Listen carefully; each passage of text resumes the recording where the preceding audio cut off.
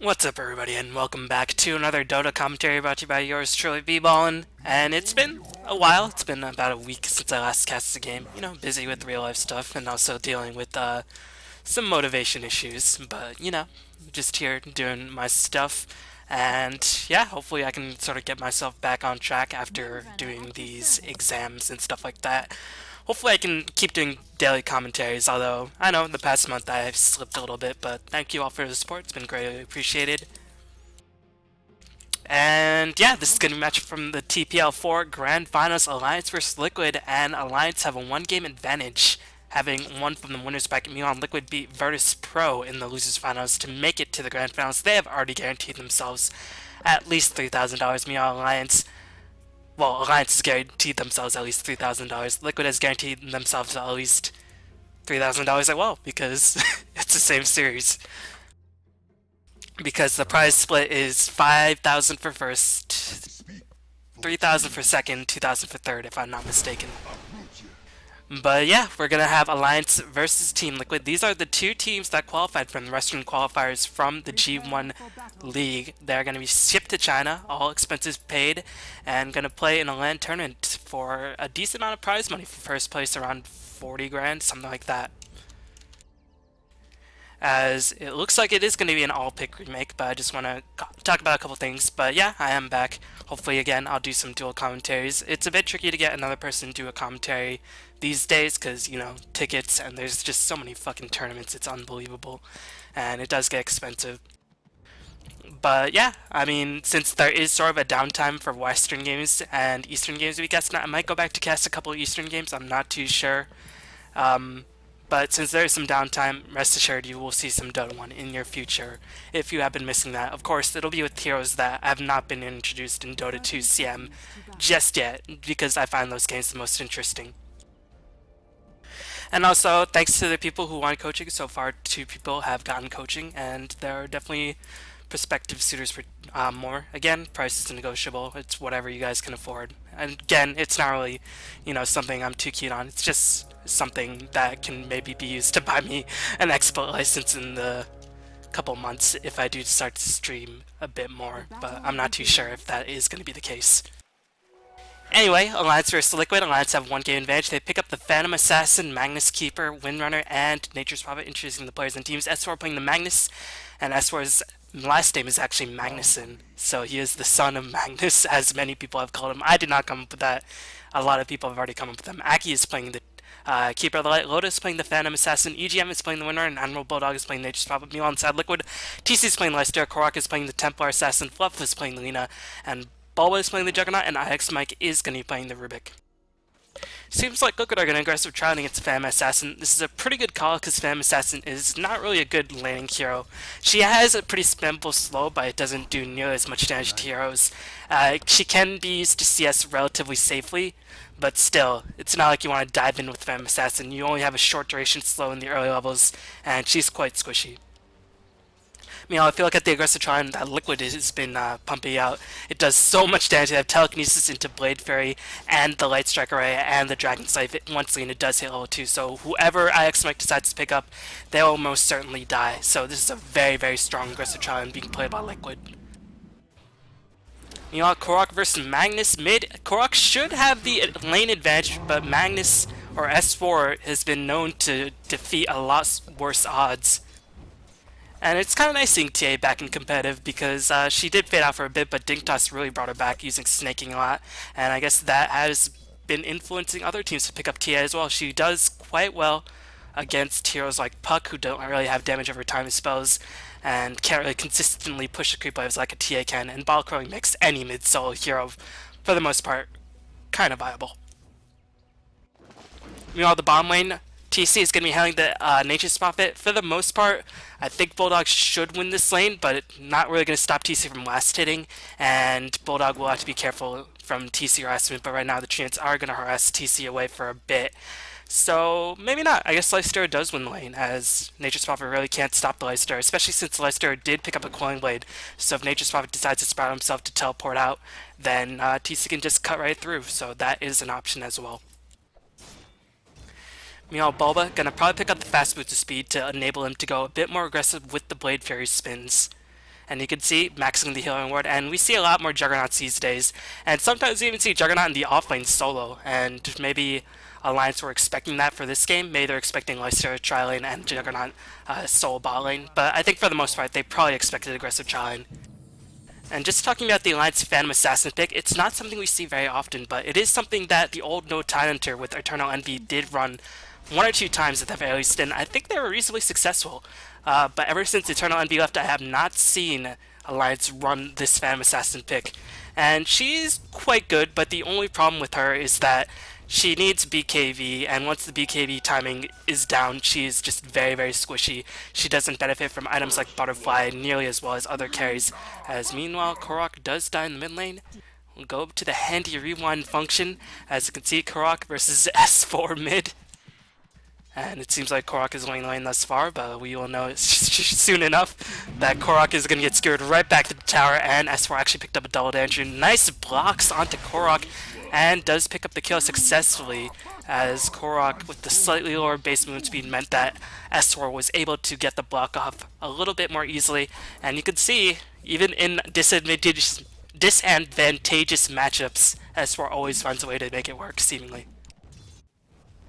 And that's going to be super significant, because this will help fuel S4's Arcane Boots rush, and that will mean the TA creep wave will probably always be pushed out, even if the Balcro is not in S4's back pocket, which of course it is. Also, it does deny TA some levels, some farm, and TA is a very mid-game dependent hero. She's a very, very snowball-heavy hero, but as the game goes on, as teams start picking up items like Ghost Scepter, as well as going to take a bit of damage, they probably won't initiate on him. Yeah, Bulba does have the Blade Fairy to bail him out of his trouble, and he does have the backup of dual stuns. But yeah, TA is very much a snowball-heavy hero, and if the other team decides to pick up items, or once the other team picks up items like Force Staff, Ghost Scepters, and I don't know, other things that can potentially outlast the TA, then TA will have a bit more trouble in the late stages of the game. One of the good things about that is that TA is not really that much of an item-dependent hero. She does get a lot of damage naturally from her skills. All she really needs is either phase or treads, and maybe a dagger if she really wants one. Although, these days PAs have not been really favoring the dagger as much, and really relies on the teammates to help set up the initiation. But so far, other than that first split, it seems like Liquid seem to be getting the best of it, although they haven't been stopping Lotus Farm, and I just want to go back to the Phantom Assassin pick.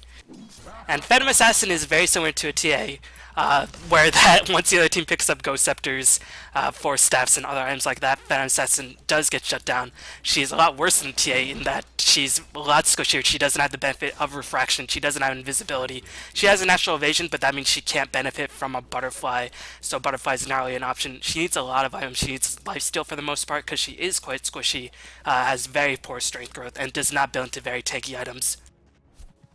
As we're going to see engagement onto Bulldog. Bulldog is just going to teleport, cancels a teleport, as TC going to dive him once again. Bulldog might have just paid for that teleport with his life, going to get his salve cancelled, as TC is going to go on the offensive. Really good recognition by TC, but he might end up chasing a bit too far. No, the infest kill by TC. He has a Quelling Blade, but does not choose to use it. TC with a really, really smart play right there, recognizing that he is Lifestealer, he has phase boots, Nature's Prophet only boots his speed, and Bulldog was at such a low HP that he could not really recover from any more right clicks if he chose to teleport. As we're going to see teleport in for TC, but we're going to see a rotation in by Korok. S4 will get picked off as Loda going to be on the assault, but Loda might get juked by TC for a little bit, as TC does have the phase boots, and Loda, I'm sure he does not, but TC looks like he's just going to suicide to the tower, splitting the gold evenly, and overall that is not going to be that good for Alliance. They managed to pick off TC, but keep in mind, Loda did not pick up the kill, and did have to spend 135 gold on a TP scroll, so all things considered, it's not the best exchange for Alliance. But the good thing about this, as Bulba is going to take a lot of harassment on the top lane, the power shot, ooh, slightly mistimed the duration, but without the Blade Fairy, they can't hope to possibly kill EGM. Anyways, the good thing about PA teleporting is that she will be able to get some safe farm. I mean, she really can't compete with the lifesteal, but she has a creep advantage, and in a 1v1 situation, she can easily dagger spam and potentially go for some snipes, and there's really not too much lifesteal can do about it. As you can see, PA did pick up the phase boots, and expect this PA to go phase boots, drums, maybe Vlad, something like that, something Mei a mid-game fighting build that Loda does like to go these days. He only really goes Midas on heroes that really benefit from the experience, like Dragon Knight, maybe even, I don't know, mostly Dragon Knight, I think. But anyway, back to the PA point. One of the things about PA is that, again, she can't pick up Butterfly, or she can, but she won't benefit fully from the invasion, which is, you know, 1,800 gold from the Taliesin invasion, essentially gone to waste as Korok is sieging this top tower. We're going to see an Illuminate, Blastoid Korok, and Alliance is not going to go on the offensive. We're actually going to see a teleport in by Loda, so Loda already spending 270 gold very early on, but wants to protect this tower. As Korok charging bravely ahead with this double danger, gonna get slowed. That Stifling Dagger harassment is quite immense as Light Strike Array not gonna land, but the Shackle Shot will. Loda does pick up the kill, as meanwhile S4 is here joining the party, does manage to slay IX Mike 88. And can't I just freaking finish my thoughts on PA? Anyway, the thing why we don't see PA is, even though she's quite strong, is that she's very unreliable. Her crit is extremely unreliable. She can go... If she doesn't get a crit, her damage is pretty much non-existent. And if she does get a crit, well, you might not see a crit again in another 3 or 4 attacks, which is definitely not something you want to have in a carry to rely purely on luck, so to speak. Anyway, that's all I want to say about PA, which I tried to sort of spit out for the past 38 minutes. Even though this cast has only lasted about 10 minutes. You all just checking out the CS, you can see TC having a really solid opening, 61 CS. S4 forced to teleport and forced to transition from the mid lane after picking up the first blood, has been denied a bit of farm, as we're going to see EGM taking a lot of arson from Bulba, but EGM should be okay. Does not have a point into win run, but I guess he feels like he doesn't need it because he will be always playing in a defensive posture. But yeah, S4 has died once since picking up that first blood, and he has been rotating around. Keep in mind, he did rotate around to this mid lane engagement and did not pick up a kill, so that was denied a lot of CS. So even though it's 9 minutes in the game, the dagger timing will be a little bit off, as Loda just going to go on the offensive. I guess his strike is on cooldown, or he couldn't teleport to a creep, but does manage to teleport into S4. And here comes the RP. It's going to get cancelled, but does manage to pick up Fluff, as well as Bulba. Bulba is going to be on the retreat. Bulldog teleports in, and the Alliance counter gank just too strong. They did not anticipate S4 being there with the invisibility rune, even though Korok did see S4 pick up a rune and probably said, alright, S4 does have invisibility rune. Mei didn't anticipate the teleport, Mei didn't anticipate S4 just going there, as he didn't even use a TP, he just wandered to the top lane and just sort of owned. So despite Liquid picking up the early sort of victory in terms of the CS, you can see the score is 7-2 in favor of Alliance, and this does not bode well. Because keep in mind, TA is very much a snowball heavy hero, and you can see 0, 2, and 1 is being outfarmed by the Magnus and only has the agility treads, so she will not pick up any major items. And she is item independent, but this game she does want to pick up items, whether it be a BKB, maybe a bit of damage, because Liquid, even though TA or PA is quite unreliable, when it comes down to the late game, if she doesn't actually get a crit, that will cost somebody their life. As Loda is going to get initiated on once again. The meld was actually dodged by the blur, as Loda definitely happy, but I don't think Loda would have died anyways, as Open Wounds was on cooldown. But yeah, 7-2, and Alliance, keep in mind, Nature's Prophet has been doing a really solid job. Bulldog really just teleporting all around the map, and even though he died to TC on the bottom lane, has been teleporting around, helping out in ganks, picked up the Midas, and keep in mind, Nature's Prophet is not really expected to do much in the first 15 minutes of the game, but you can see Nature's Prophet already having an impact, and Nature's Prophet is going to get only more and more powerful as the game goes on, as IX Mike does manage to deny tower. S4 is going to get assaulted vigorously by the side of Liquid, and S4 very uncomfortable with Liquid ravaging him. That sounded like a poorly orchestrated sort of fan fiction of Dota. Speaking of fan fiction, shoutouts to Nebula reading Twilight fan fiction a year ago, but still never gonna live him down. And then he probably didn't even read it, he just suddenly copied pasted. Oh, Nebula, you cad. Anyway, Liquid gonna push in, sensing that S4 is dead, gonna push in with the Healing Ward, and you can see this is why teams have not really been placing Keeper Light in as high a regard, because the Healing Ward does really help sustain themselves against Keeper Light push, but I still think Keeper Light is quite powerful regardless because of his late game presence, and because he is, in my opinion, the best late game, or the best Roshan engaging support, best turtling support, and overall, maybe the best late game support because he can recall any allies. But you can see Loda is going to pick up the drums very, very soon. Yes, the drums have been fished. And usually Loda does like to pick these up on heroes that can go for mid-game teamfights, but PA, I don't know if it's necessarily a hero that can do that. This is really a move speed intensive build, and you can see Loda went for a sort of ganking PA sort of build, but I'm really not too sure how much PA can do in engagement. I'd rather see PA farm up and try to accelerate to her late game, because PA late game is scary, even if you have Ghost Scepters and Force Staffs, but early game PA DPS, well, I guess the Dagger is quite significant, as well as the Phantom Strike. As Korok gets an infested TC inside of him. TC, 81 CS, by far the highest farm in the game, picked up the armlet as well as the phase boots, did not go for the drums, probably leaving that up to Bulba, as, ooh, EGM gonna get spouted out, but apparently Alliance did know that the TA was there because of this nicely placed ward teleporting in, and Korok, his invisibility will run out relatively soon. EGM does have a point to win run at the very least, and you can see TA very, very hesitant to go in on EGM because she does most likely have that point to win run. You can really never assume, as even though Windrunner level 4 did not have a point, at this point Windrunner should have 1 point, as Magnus can get initiated on, and this will further delay his dagger, but S4 cleverly teleports or skewers up on top of a cliff, denying any further attempts on his life. This is going to be unfortunate for S4 because he's going to have to teleport to sort of defend, but still very much worth it, as his allies were not in range to help him out. Would have to blow an RP if he had any hopes of preserving his life if he did not skewer to the high ground. And that is quite significant for Liquid because, again, they're very much a mid-game lineup. Juggernaut, TA, and Nyx can do a lot of damage in the late game. A tri-core lineup does do quite a bit of work, as Bulba, the Omni Slash, does have a mini stun, so cleverly uses it to interrupt the Nature's Prophet teleport. Really nicely done by Bulba, as even though he hadn't had the best time in the top lane, has been sort of doing his best to help out his team, and he's really doing a really solid job.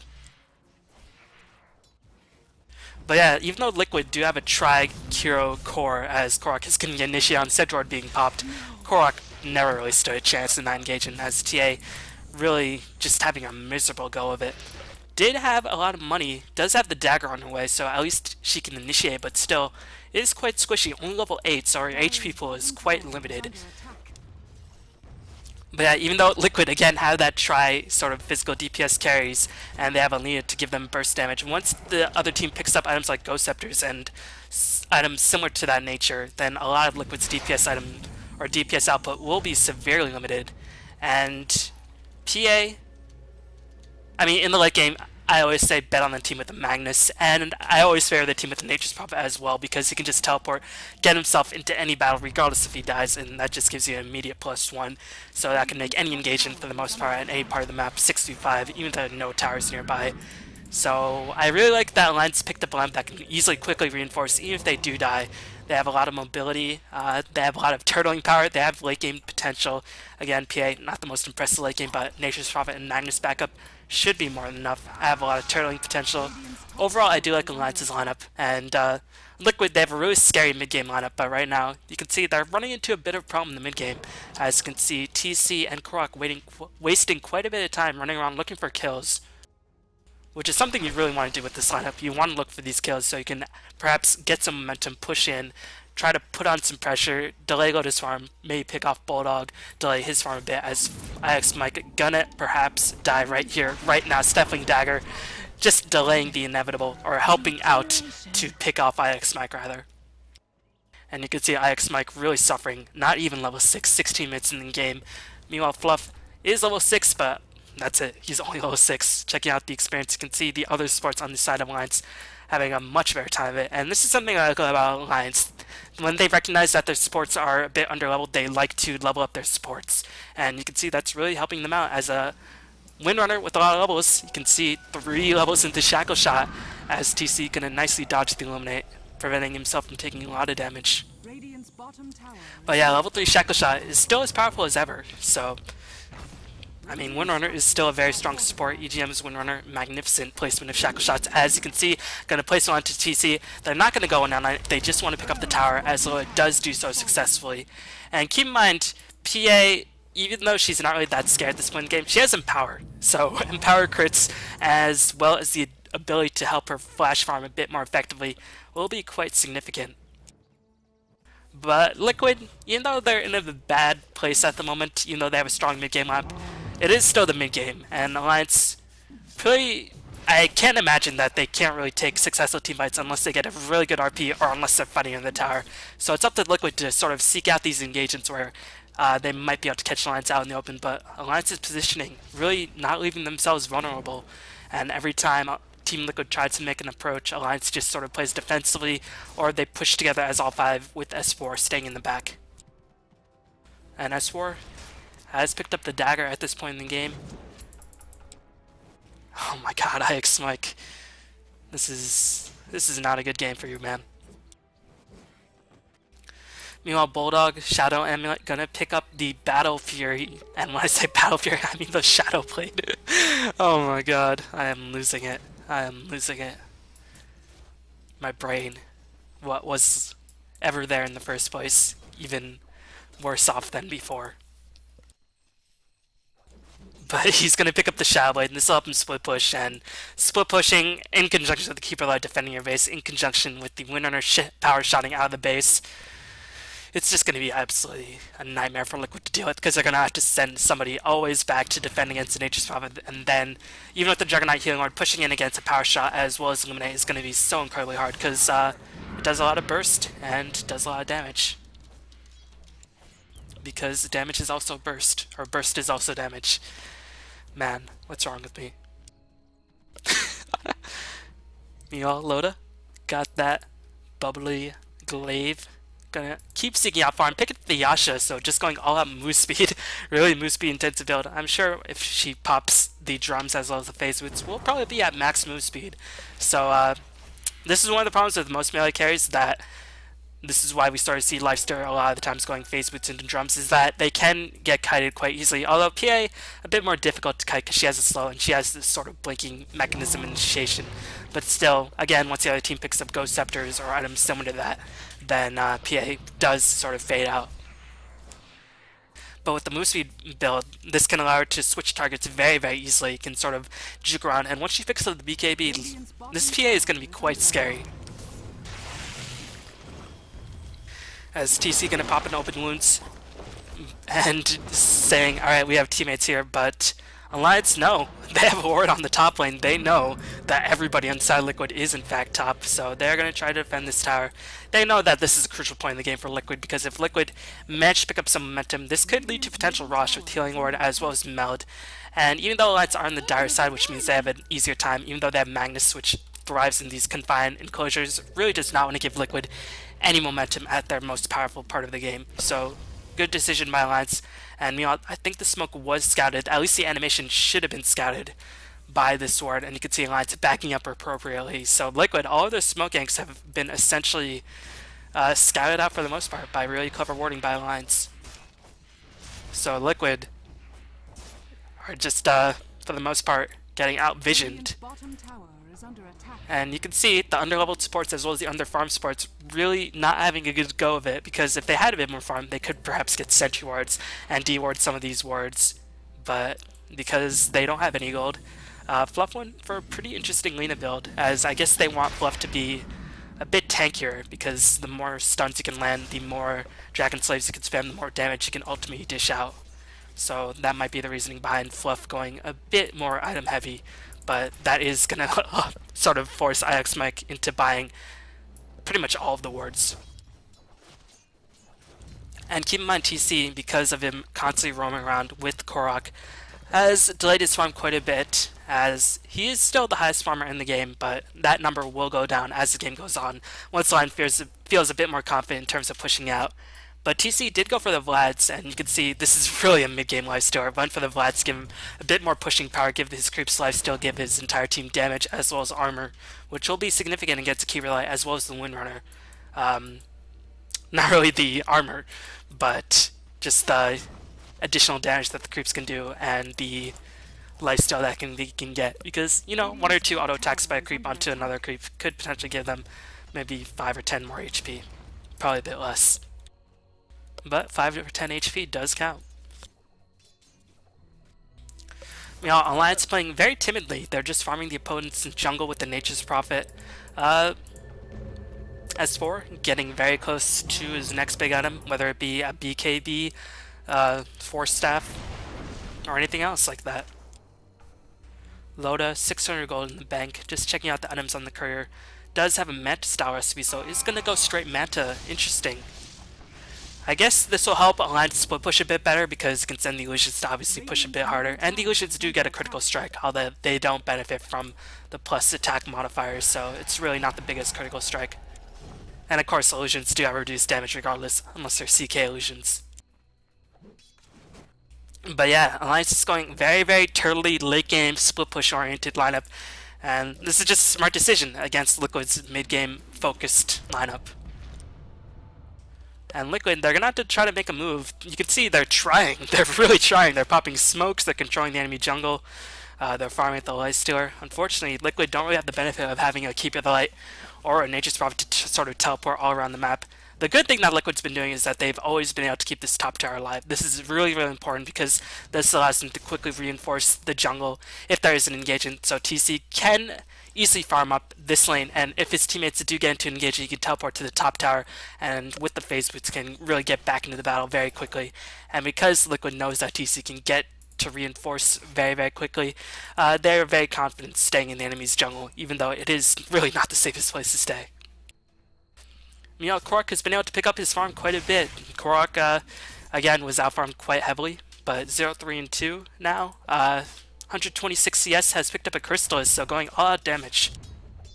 And you can sort of understand where he's coming from with this build. I mean, BKB would be very useful against Shackle Shot, Blinding Light, but won't really help you against RP or Nature's Prophet right click, or even the physical attacks of the Phantom Assassin, as we're going to see engaging S4 gonna get perhaps caught out a Light Strike Array, and they're going to pick off Bulldog as well. Really nicely done by Liquid.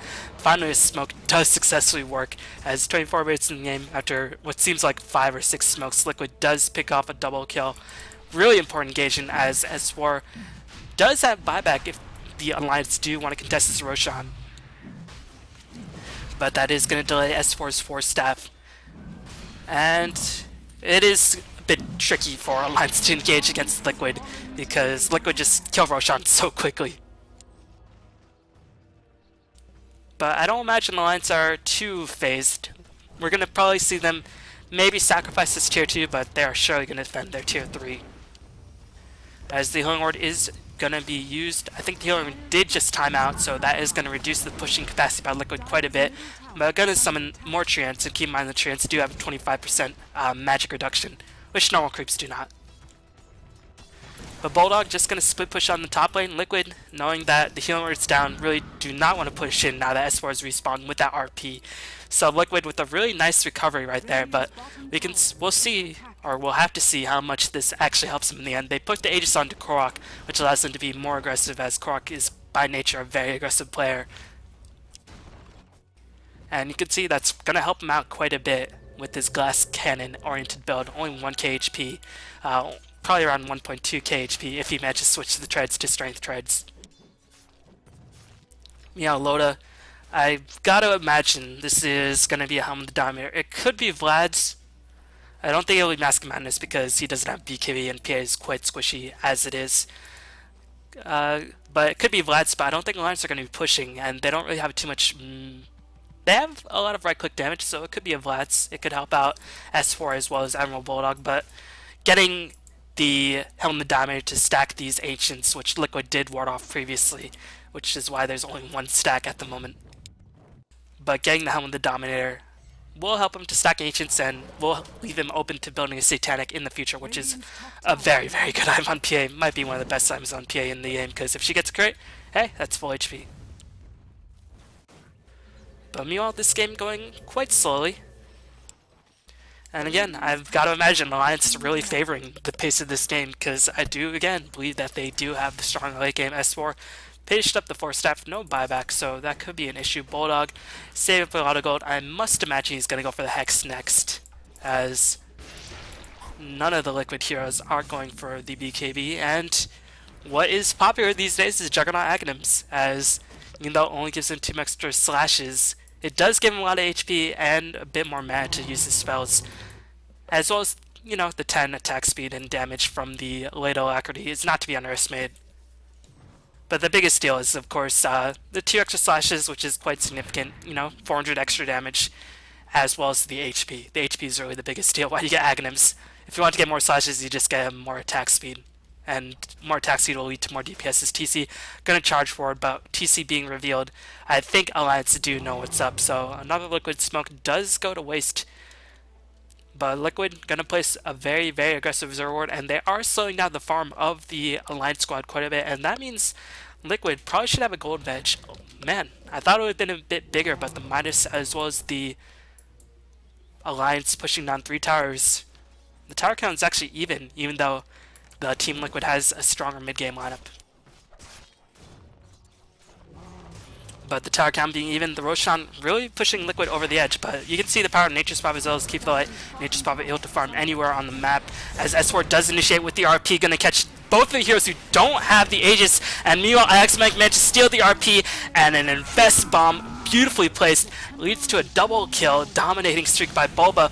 Bulba, does he have the Omni Slash? I think he already used it. He did use it. EGM gonna be on the retreat, as Alliance starting to sort of lose a lot of their momentum, and this is the point of the game where Liquid is at its peak.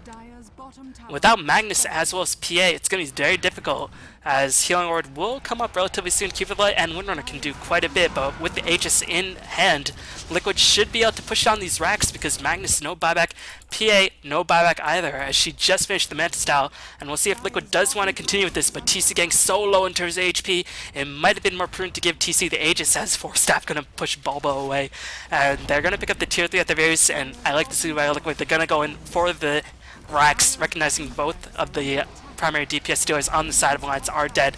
Rubik does pick up a dagger, so this will make him a bit more easily able to steal the RP, as S4 does manage to land a Shockwave. Lina does get killed. Really nice shackle shot by EGM, as he's been hitting every shackle shot.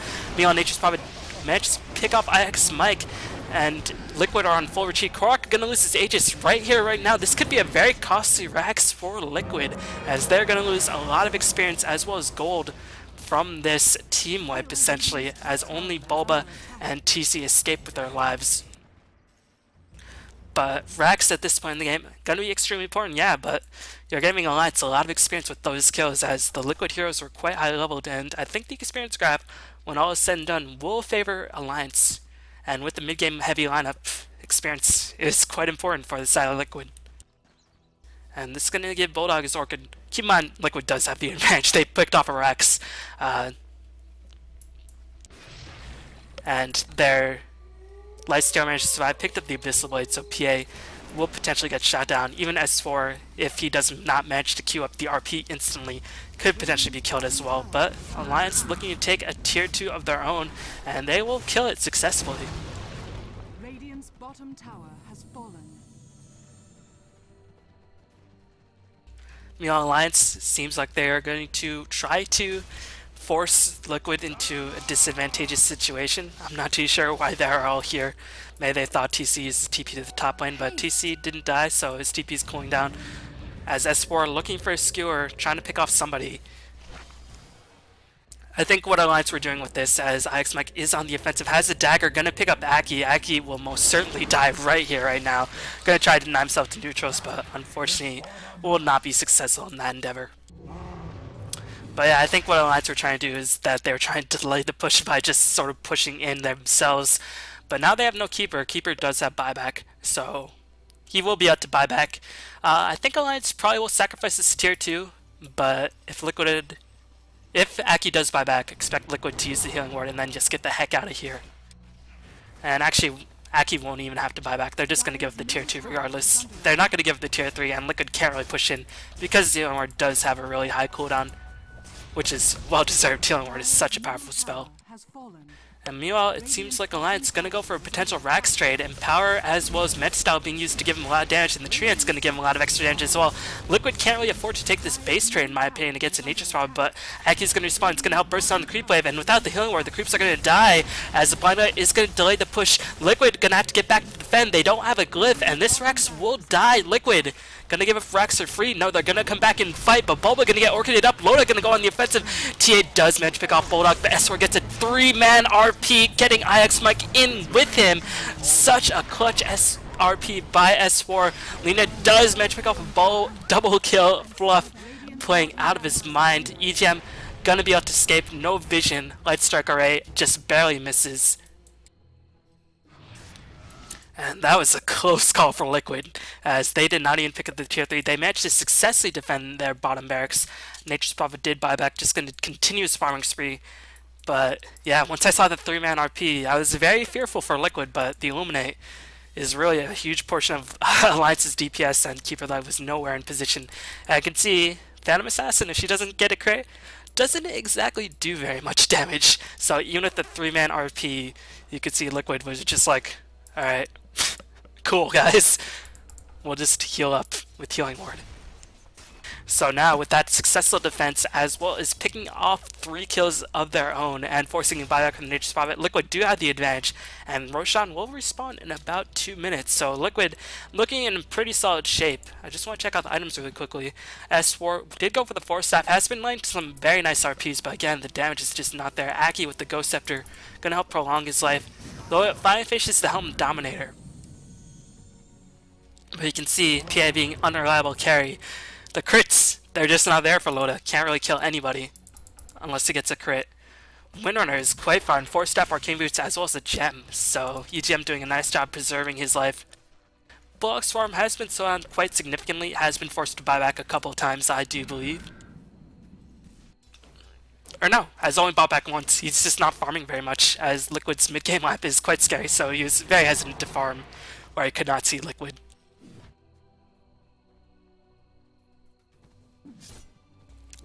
And Liquid, just want to check out their items. Finish Daedalus on Korok. They're going to go try to secure the next Roshan, and with that, try to finish the game. Most likely, Bulba, Aghanim Scepter was finished a while ago. Rubik, again, the dagger, I pointed out quite a while ago. Lina with the Force Staff as well as an urn. Force Staff is the preferred item over dagger in this case because wants to save his teammates if he's got an RP. If he can manage to save Bulba and Bulba can drop a healing ward, that will prevent so much extra damage. If you can save TC or Korok, then you can have a bit more damage while the RP is not going to be focusing them down. And TC has not died in quite a bit, has added a Hyperstone to his arsenal in addition to Abyssal Blade, so Liquid's items are getting quite imposing, and you can see the net worth. PA, not really that far ahead, or not really that far ahead, really struggling, is quite far behind. I think that's the term I was looking for, but I just came up with the complete opposite. And Lifesteal miles ahead of the competition. Even Nature's Prophet with the buyback forced to use a lot of his gold. The question is for Bulldog, will he try to wait for his buyback to be on cooldown, or off cooldown, or will he try to finish the next item? And you can see he's now minusing small creeps because he's already level 16. Does not really need too much more experience. So he's just trying to be economic with his gold.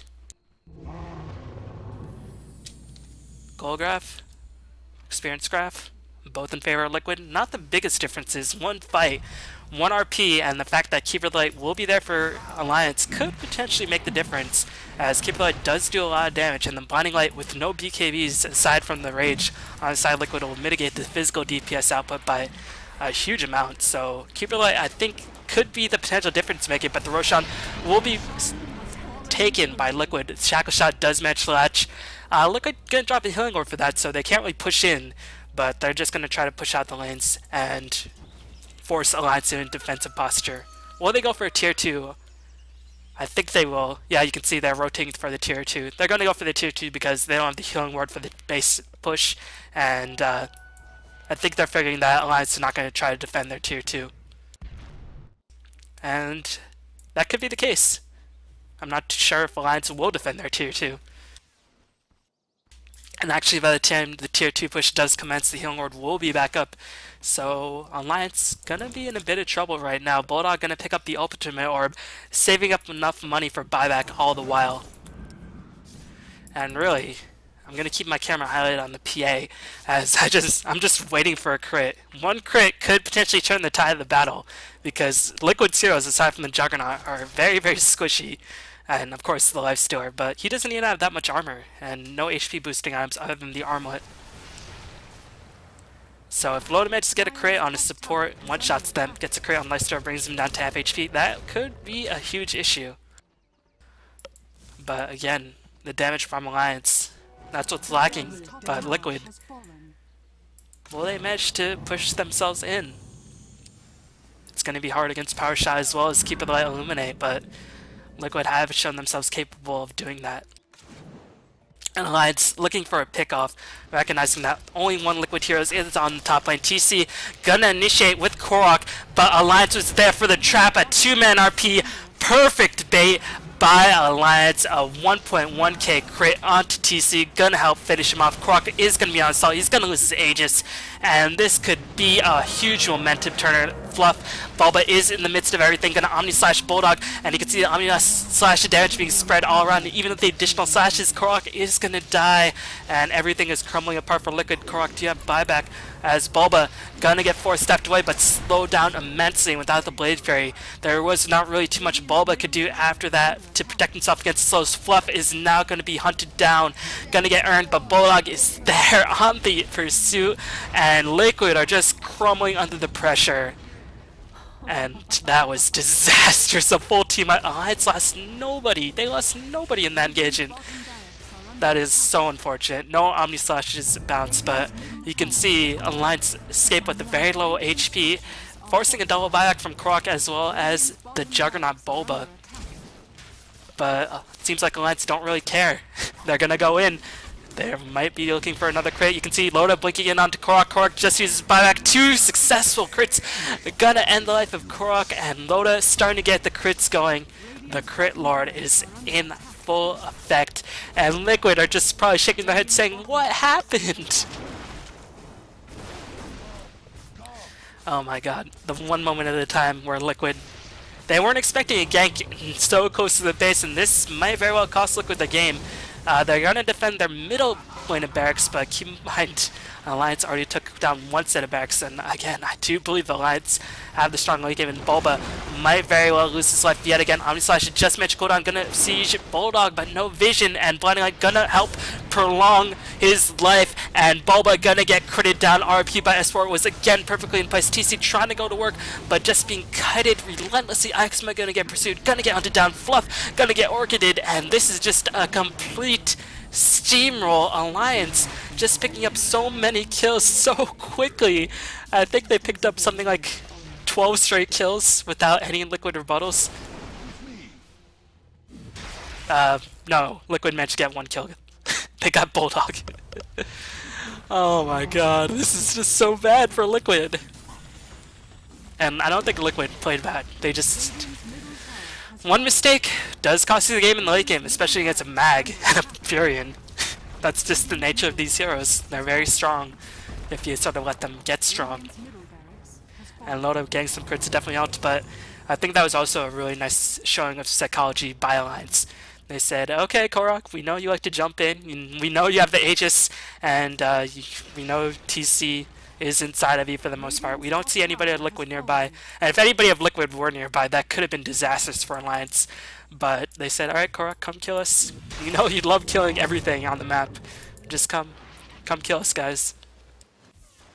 And little did TC and Korok know that they would be the ones that would have been, or that were getting killed. And Liquid down 2 sets of barracks against Nature's Prophet. This is very difficult. One thing that is in Liquid's favor is that Nature's Prophet does not buy back, so if Liquid can kill or get a successful teamfight victory, it's going to be difficult against an RP, but it's still not out of the realm of possibility. Again, Liquid do have a lot of sources of DPS, but you can see DPS is sort of waning. TC finished the AC. No point saving for buyback at the moment, because I think Liquid know if they lose the next engagement, they are going to lose the game. Aegis 5 minutes away, but Nature's Prophet not having buyback going to be significant. And if Liquid win the next teamfight engage and kill the Nature's Prophet, as well as Loda, who is gonna finish Satanic as well as having a lot of buyback. Well, Liquid, even if they killed Nature's Prophet, I'm not too sure if they get in the game since everybody on the sidelines seemingly has buyback, or the two most important heroes aside from Bulldog have a buyback. Bulba gonna breach the high ground, gonna try to go to work, but the backdoor regen quite strong, and the healing ward is gonna expire. And you can see Furion doing what Furion does best, or Takoya as he's called in Dota 2, doing what he does best, which is just split pushing to his heart's content, carrying a TP scroll. What if his TP was not off of cooldown by the time the base siege commences? He could just TP. This is a very common Nature's Prophet tactic. Meanwhile, the trap is gonna get siege upon S4, gonna get Abyssal Blade, but keep it light with the Blinding Light, pushing back the side of Liquid. They're gonna focus on TC. Laguna Blade not gonna be useful. TC gonna get worked by Loda, even despite the bashes, and I think this will be Liquid falling to Alliance, going down 2-0 because Alliance do have a 1-game advantage. I can't imagine Liquid making the comeback at this point. GG is gonna be called by Fluff. And if there was ever a game to say one mistake can cost you the game, this was one of those games. One mistake by Liquid cost them the game. And Alliance showing that they're perhaps the smartest team in the Western Sea at the moment. They're just looking so strong. They're saying, who needs raid call EMS? We'll just win every other thing. As they're looking to win the TPL Season 4, going up 2-0. Liquid gonna have to pull something out of their hats because Alliance, they weren't looking that threatening in this game, but Liquid, one bad decision cost them the entire match, and Alliance took full advantage of that. So Alliance looking very, very sharp. Again, all they need to win is one more game, and they have $5,000.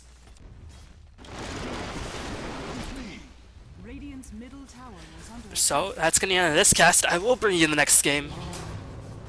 We'll see if Liquid can come back, or we'll see if Alliance going to be a bit too powerful and take home the TPL4 Finals title. But yeah, thanks for watching, everybody.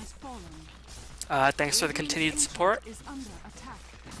And I will see y'all very, very soon. And also, let me know what games you want me to cast, because after these replays, there's really not too many replays. If you want me to cast all the replays, let me know. I'll be more than happy to at least look into them. So thanks for watching, everybody, and I will see you all next time. Peace.